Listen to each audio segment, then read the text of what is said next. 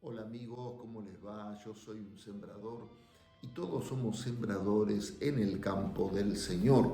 Y nos volvemos a encontrar para preparar la Eucaristía de este 25º domingo del tiempo ordinario, donde Jesús va a hacer el segundo anuncio de pasión. El domingo anterior Jesús hacía su primer anuncio de pasión y veíamos cómo reaccionaba Pedro frente a esta verdad que Jesús le manifestaba. Jesús vuelve a hacer el segundo anuncio, vuelve a anunciar su pasión, y ya no es solamente la reacción de Pedro, sino que vamos a ver la reacción de los discípulos. Y en la reacción de los discípulos está reflejada la respuesta del mundo frente a la pasión de Cristo. Vamos a escuchar las lecturas, pero no sin antes pedirles que se suscriban al canal, que nos dejen un dedito para arriba, que dejen los comentarios y que activen la campanita para enterarse cuando el sembrador sube un video nuevo. Hablando justamente de los comentarios, los amigos que tienen el WhatsApp me hacen los comentarios por WhatsApp, yo les agradezco, pero estaría bueno que lo pongan en la caja de comentarios, que sean los comentarios positivos como los comentarios negativos, comentarios siempre respetuosos, pero que nos puedan ayudar a todos a crecer, que podamos compartirlo, qué sé yo, me gustó más esto, me gustó más lo otro, menos aquello, menos lo otro, me pareció muy largo, me pareció muy corto, me pareció muy repetitivo, no sé, qué sé yo, lo que ustedes quieran comentar. Lo que ustedes quieran aportar, o si quieren pedir también algún tema de reflexión. Yo tengo algún tema pensado que vamos a ir haciendo para no hacer solamente las lecturas del domingo, sino para tener alguna otra cosita más para poder conversar entre nosotros. Así que bueno, con esta consigna nos vamos entonces a la lectura. ¿Me acompañan? Vamos.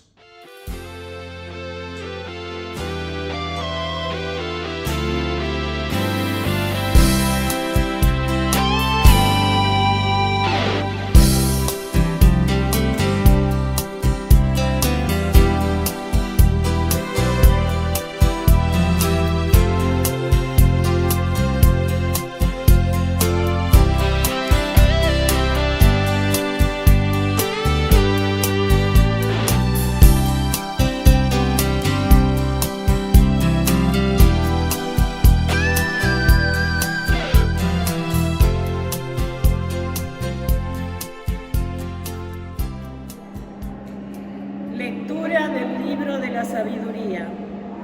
Dicen los impíos, tendamos trampas al justo porque nos molesta y se opone a nuestra manera de obrar. Nos echa en cara las transgresiones a la ley y nos reprocha las faltas contra la enseñanza recibida. Veamos si sus palabras son verdaderas y comprobemos lo que le pasará al final. Porque si el justo es hijo de Dios, Él lo protegerá y lo librará de las manos de sus enemigos.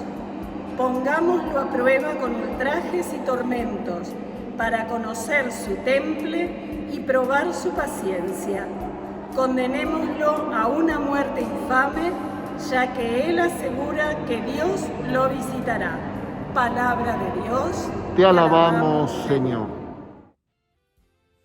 Como acabamos de escuchar, esta primera lectura está tomada del libro de la sabiduría. El libro de la sabiduría pertenece al grupo de los escritos sapienciales. Los escritos sapienciales en el Antiguo Testamento son aquellos que son una escuela de vida espiritual para el pueblo de Israel. Concretamente, este libro de la sabiduría es uno de los más recientes, o sea, los más cercanos al Nuevo Testamento. Se calcula que fue escrito entre los años 50 y 30 antes de Cristo, quien lo escribió, un judío en Alejandría, ¿sí? Para los judíos que residían ahí en esa ciudad de Egipto. Bien, dicho este pequeño dato, vamos entonces a ver qué nos quiere decir el libro de la sabiduría, ¿sí? Es una clara profecía acerca de la pasión del Señor. Tendamos trampas al justo porque nos molesta y se opone a nuestra manera de obrar. O sea, está anunciando o preanunciando la controversia que va a haber entre Jesús y el mundo, por decirlo de una manera generalizada, ¿sí?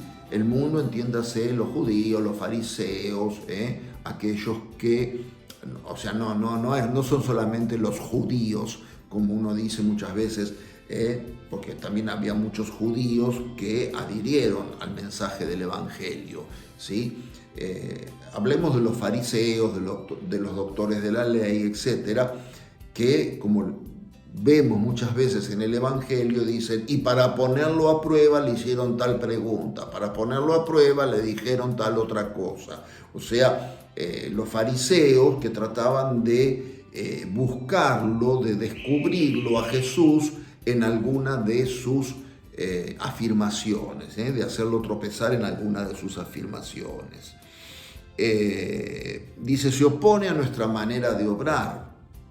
O sea, el justo se opone con su conducta a la manera de obrar de los impíos, ¿sí? Seguimos en la controversia entre la voluntad de Dios y el querer del mundo, ¿sí? Se opone a nuestra manera de obrar.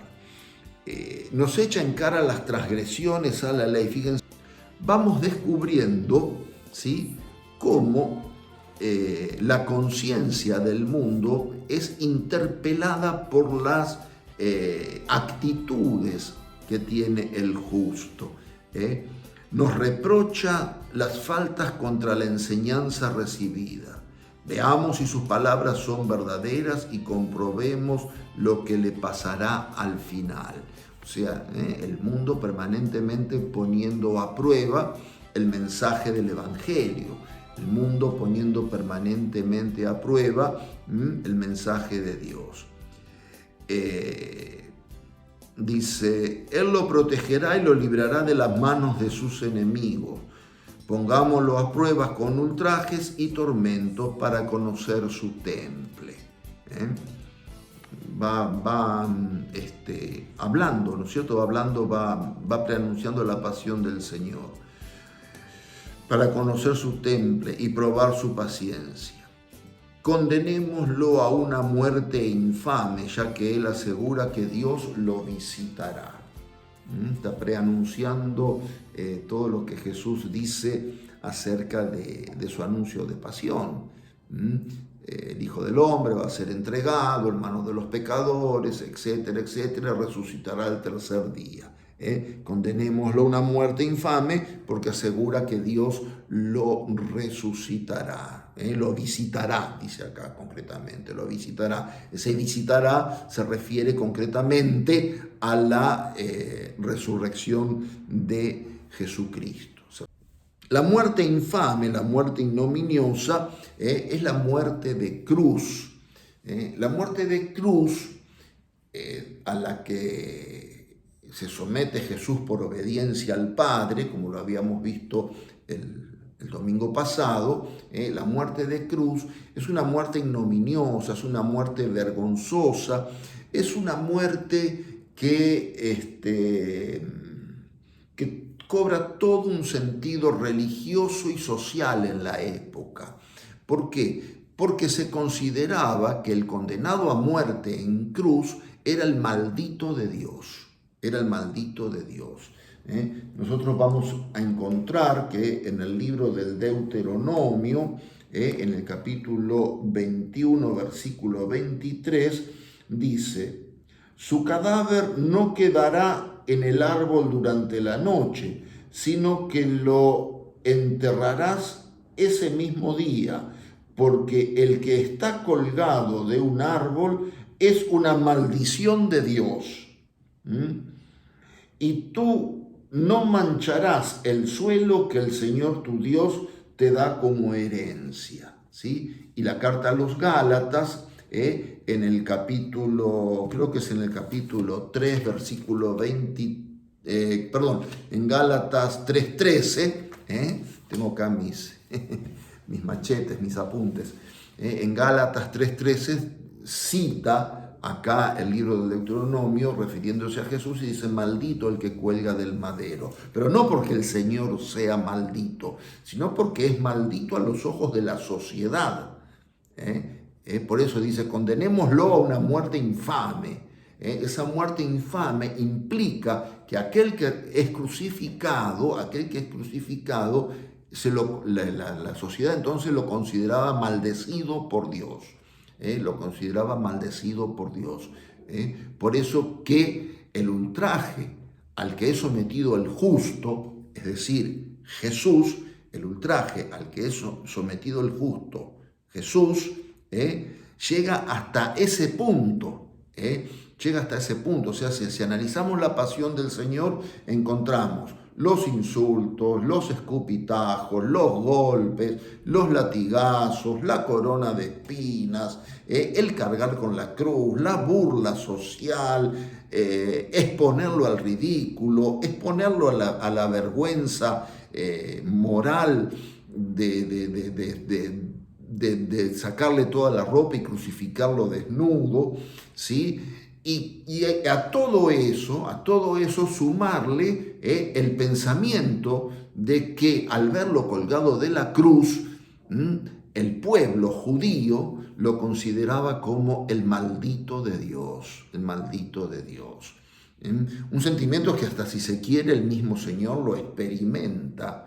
Un poco zafado lo que estoy diciendo, pero es un sentimiento que hasta el mismo Señor lo experimenta, porque el Señor también es de la misma época y tiene y conoce el pensar, el sentir y las escrituras.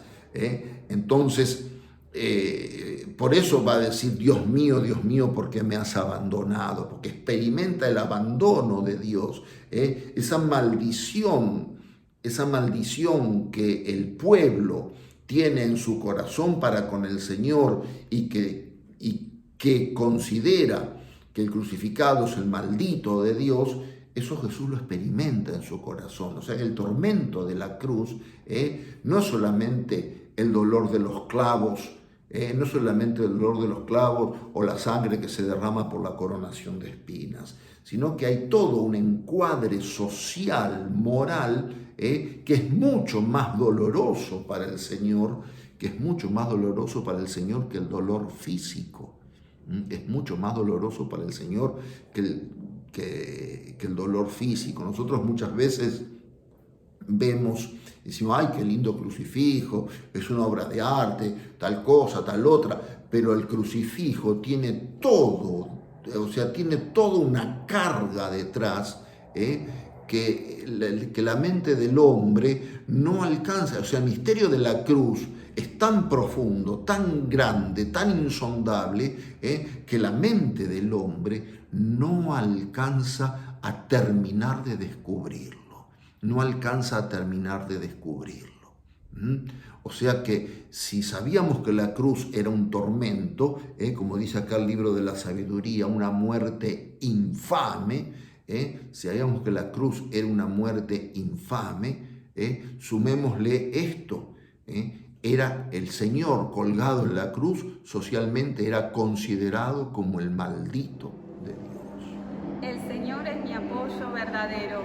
Dios mío, sálvame por tu nombre, defiéndeme con tu poder. Dios mío, escucha mi súplica, presta atención a las palabras de mi boca. Dios mío, sálvame por tu nombre, porque gente soberbia se ha alzado contra mí. Hombres violentos atentan contra mi vida sin tenerte presente a Dios. Pero Dios es mi ayuda, el Señor es mi apoyo verdadero. Te ofreceré un sacrificio voluntario. Daré gracias a tu nombre porque es bueno. El salmo que acabamos de escuchar, el Salmo 53, El Salmo siempre decimos respuesta a la primera lectura, ¿no es cierto? Frente a la muerte ignominiosa, frente a la muerte infame, el salmista pide la protección de Dios en la opresión, ¿sí? Hace una profesión de fe profunda y confianza en Dios y le promete un sacrificio de alabanza a Dios y testimoniar públicamente la salvación. Testimoniar públicamente la salvación, es decir, lo que hace Jesús en la cruz. Si bien experimenta todo el sentimiento anterior que decimos, pero también es un testimonio de alabanza al Padre. La cruz es un testimonio de alabanza al Padre, o sea, el Hijo está glorificando al Padre, el Hijo está glorificando al Padre y testimoniando públicamente la salvación, testimoniando públicamente la salvación. Lectura de la Carta de Santiago. Hermanos, donde hay rivalidad y discordia, hay también desorden y toda clase de maldad. En cambio, la sabiduría que viene de lo alto es ante todo pura y además pacífica, benévola y conciliadora. Está llena de misericordia y dispuesta a hacer el bien. Es imparcial y sincera. Un fruto de justicia se siembra pacíficamente para los que trabajan por la paz. ¿De dónde provienen las luchas y las querellas que hay entre ustedes? ¿No es precisamente de las pasiones que combaten en sus mismos miembros? Ustedes ambicionan y si no consiguen lo que desean, matan, envidian y al no alcanzar lo que pretenden, combaten y hacen la guerra. Ustedes no tienen porque no piden, o bien piden y no recibieron porque piden mal, con el único fin de satisfacer sus pasiones. Palabra de Dios. Te alabamos, Señor. Segunda lectura, tomada de la carta del apóstol Santiago, yo quiero reflexionarla a la luz de un pensamiento de Santo Tomás de Aquino. Santo Tomás de Aquino dice que Dios en la oración le concede al hombre, en la Suma Teológica dice a la criatura racional, Dios le concede al hombre los bienes que el hombre le pide. Dios no concede el bien cuando es un bien aparente.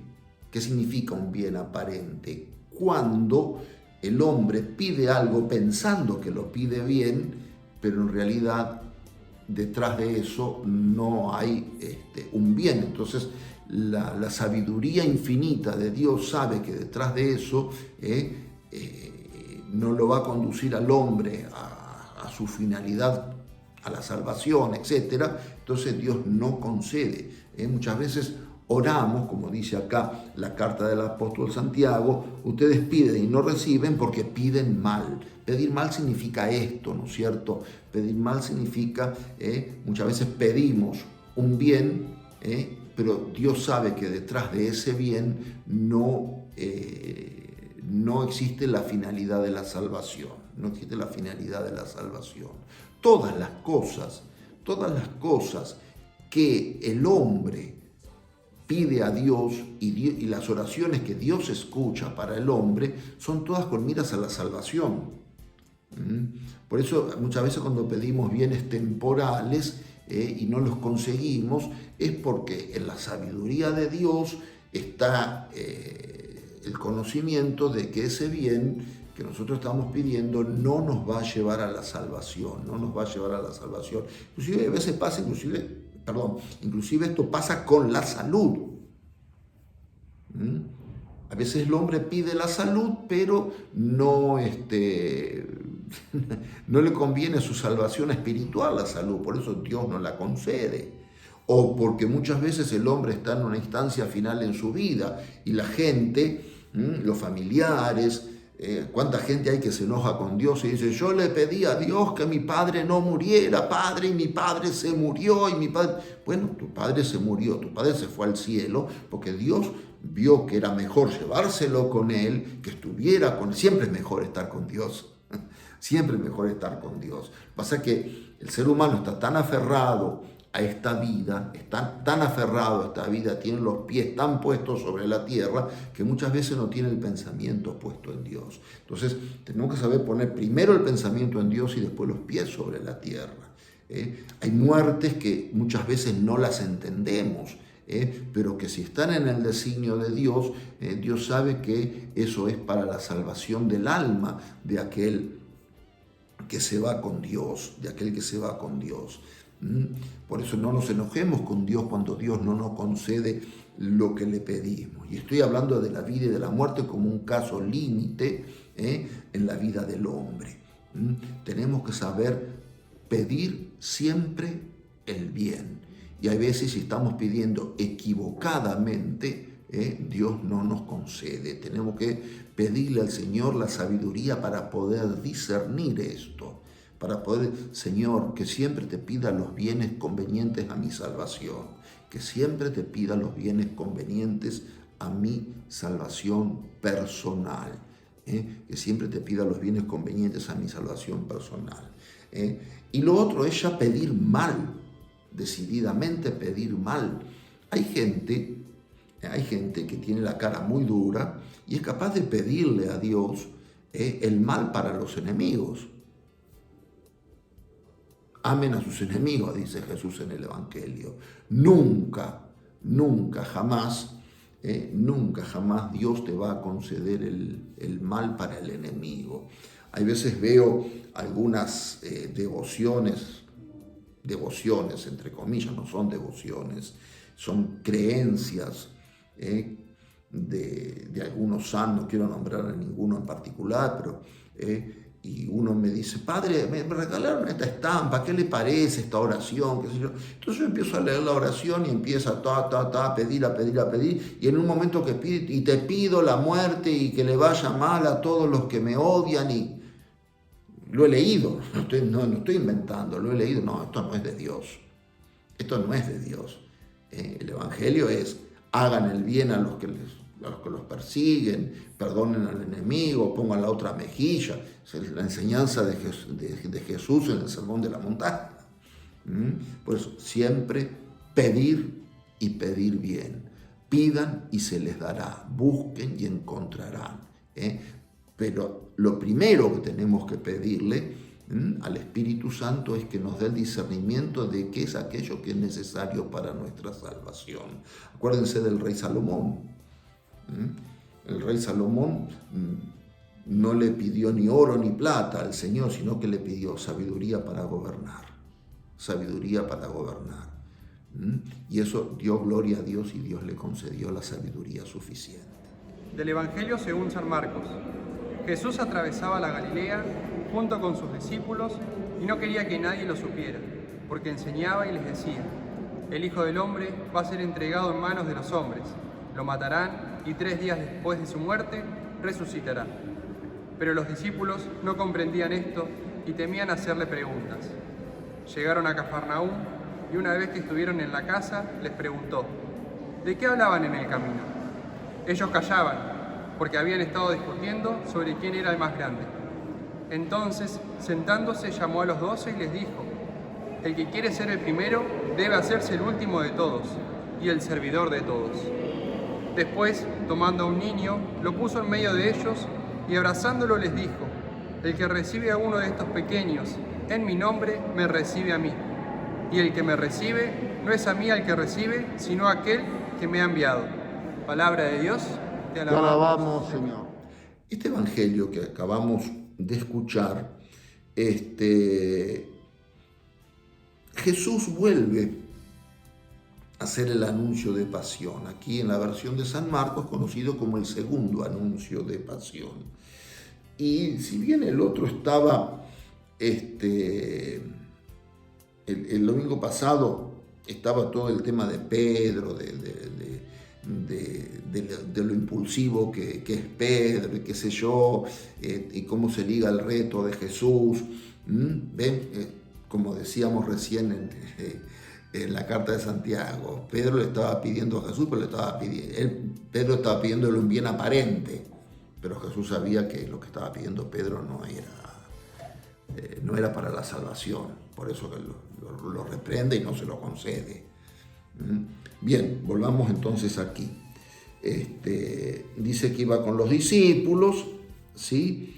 Y les vuelve a hacer el segundo anuncio de pasión, les habla de la resurrección y se ve que Jesús los veía medio como distraídos a los discípulos y estaban discutiendo a ver quién iba a ser el mayor, quién iba a ser el más grande, quién iba a ser el más importante.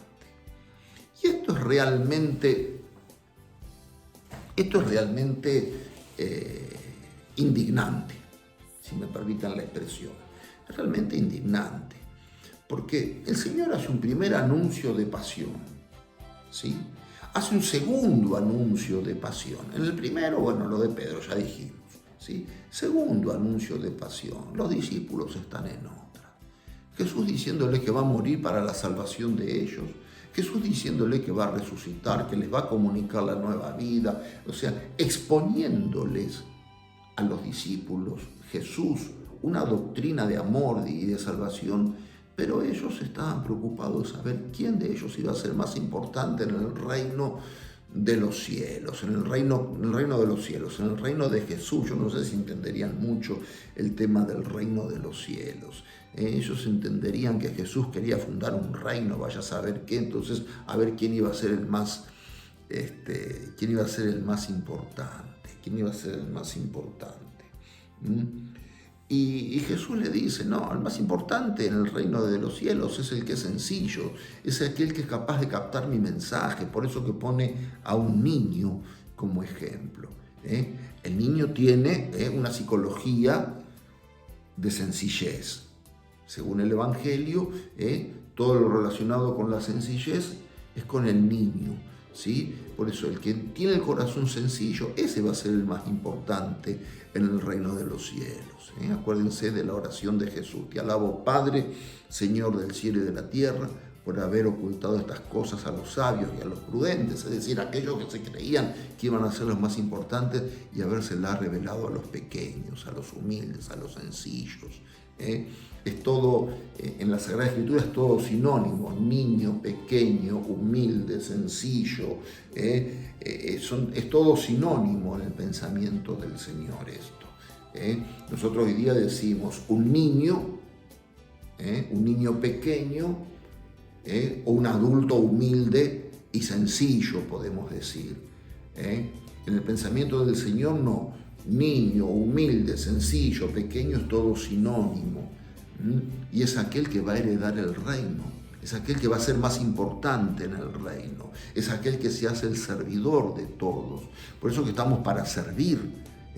Y eso es lo que nos da realmente la relevancia delante de Dios y, si queremos, también delante de la sociedad. Pero no es lo que tenemos que buscar. Tenemos que buscar siempre la mirada de Dios. Tenemos que buscar siempre la gloria de Dios. Tenemos que buscar siempre el premio que Jesús nos puede dar y no el reconocimiento social. Un ejemplo de todo esto a mí se me ocurre que es la Madre Teresa de Calcuta.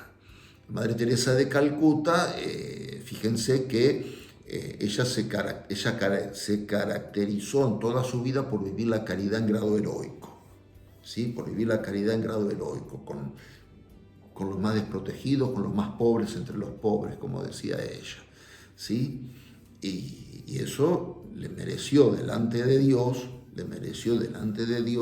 el reconocimiento a sus obras, o sea, le mereció delante de Dios el premio que Jesús le tenía reservado desde toda la eternidad, que en el fondo era eso lo que ella buscaba, era eso lo que a ella le interesaba.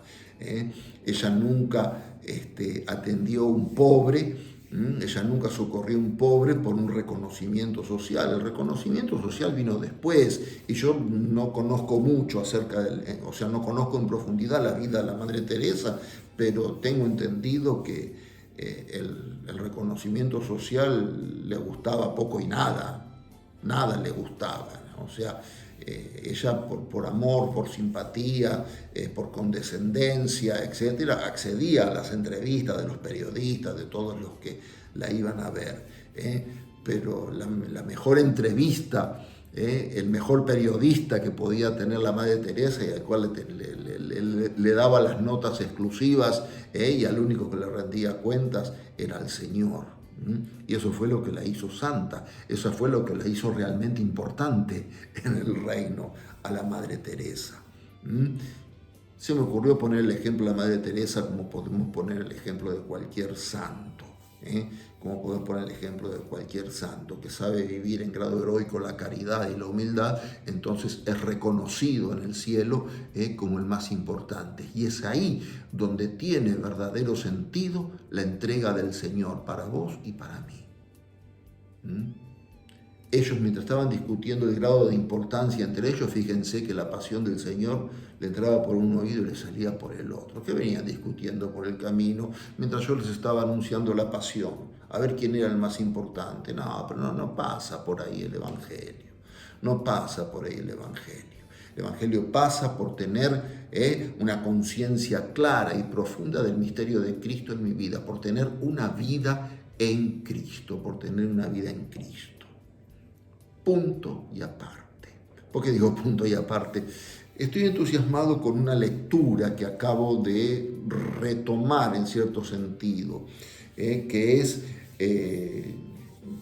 ayer me compré la novela de la escritora Teresa Gutiérrez de Cabides, que es la vida del cardenal Van Thuan, en la guerra de Vietnam, allá luchando contra el comunismo.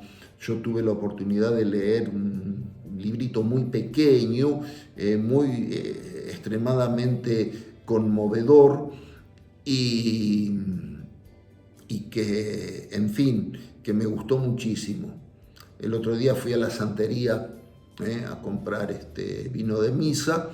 Se me había acabado el vino de misa, tuve que ir a comprar y vi ahí que tenían a un precio barato, tenían la novela esta, una novela que está basada en hechos reales, en hechos verídicos, y que yo les recomiendo.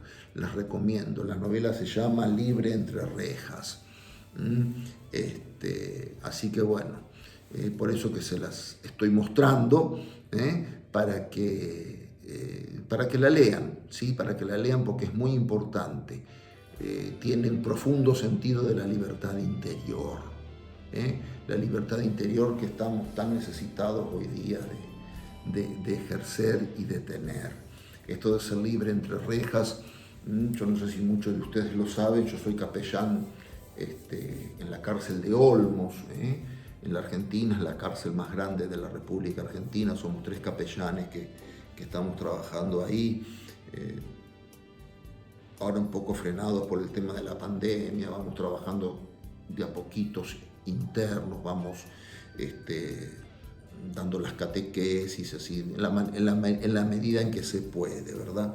Y una de las cosas que yo les hablo a los internos es de que ellos están, o sea, la única libertad que ellos han perdido es la de poder salir a la calle, pero que en ningún momento pierden la libertad interior. Y cuando vi el título de la novela, Libertad entre rejas, me hizo acordar mucho a eso que yo le enseño a los internos, a los presos.